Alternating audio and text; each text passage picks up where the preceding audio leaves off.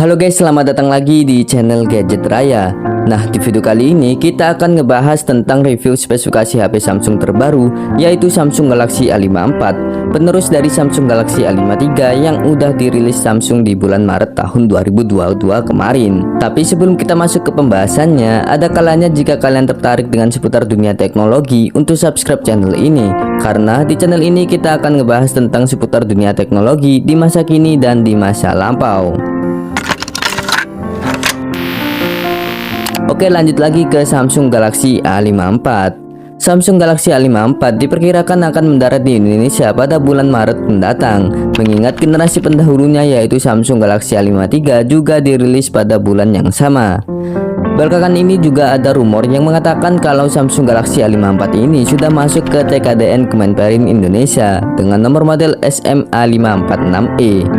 Ya emang sih, kalau dilihat dari segi nomor modelnya ini berasa familiar dengan inisial dari Samsung Galaxy A54 itu sendiri. Dan untuk nilai yang didapatkan dari Samsung Galaxy A54 ini berada di kisaran 40,30%, yang artinya kemungkinan besar HP ini akan dirilis di Indonesia tidak akan lama lagi. Jadi tunggu apa lagi guys, mulailah menabung dari sekarang.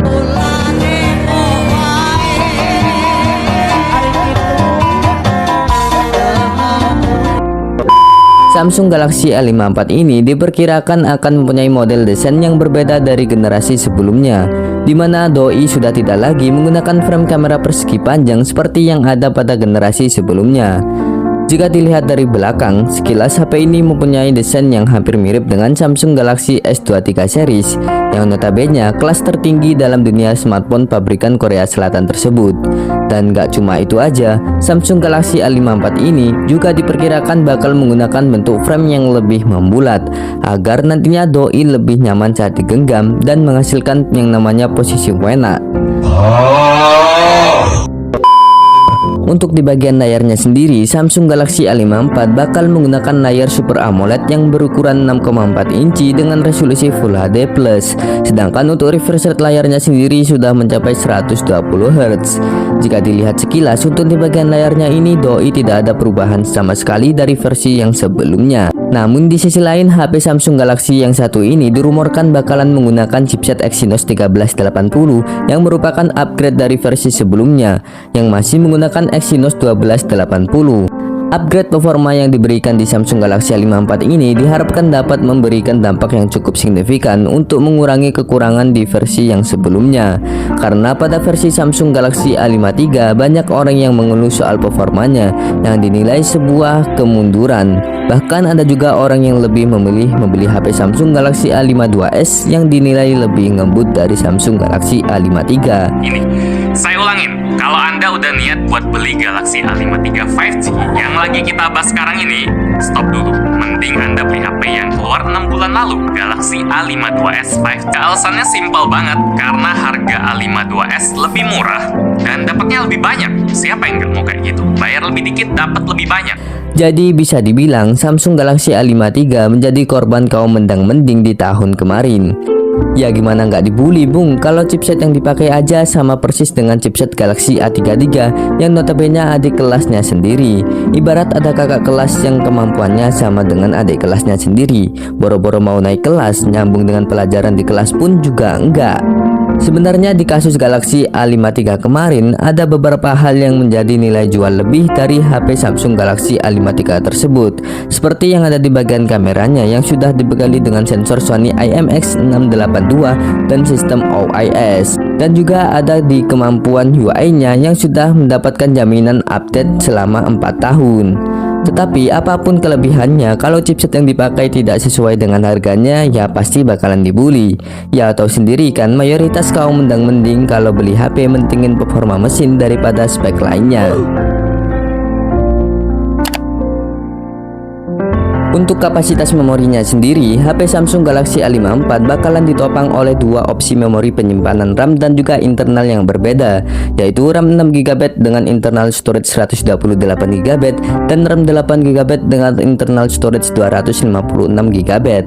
Namun hingga saat video ini dibuat masih belum diketahui apakah doi dilengkapi dengan slot memori eksternal atau tidak. Kalau perkiraan saya sendiri, kayaknya nih HP tuh gak bakalan dibekali dengan slot memori eksternal, karena untuk versi sebelumnya aja juga tidak disediakan fitur yang satu ini. Jadi kalau ada ya syukur, kalau enggak juga gak masalah.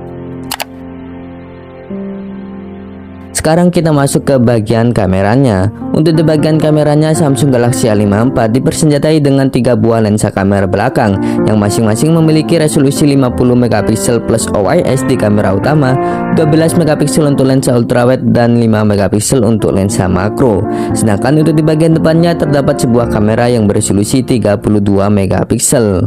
Walaupun terlihat downgrade jika dilihat dari jumlah dan resolusi kameranya, namun untungnya HP ini masih dibekali dengan sistem OIS atau Optical Image Stabilization yang bakalan menghasilkan kualitas gambar dan video yang lebih sempurna ketimbang HP lain yang tidak mempunyai fitur yang satu ini.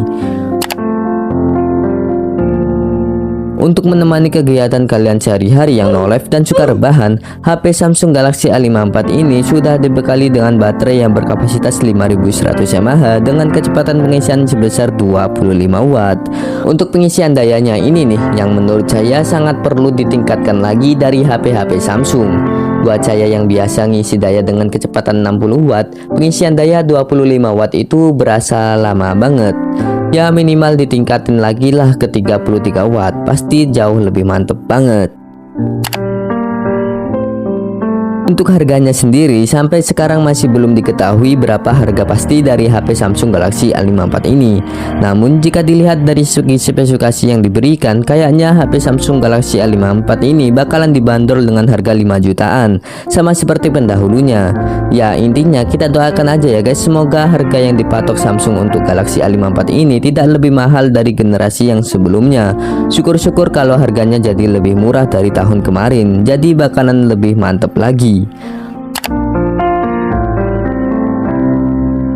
Oke guys, sekian video pembahasan kali ini. Dan kalau ada kesalahan atas penyampaian saya tadi, atau kalau ada request pembahasan lainnya, kalian bisa tulis aja di kolom komentar. Saya Fadil Ahmad pamit undur diri, sampai jumpa di video selanjutnya.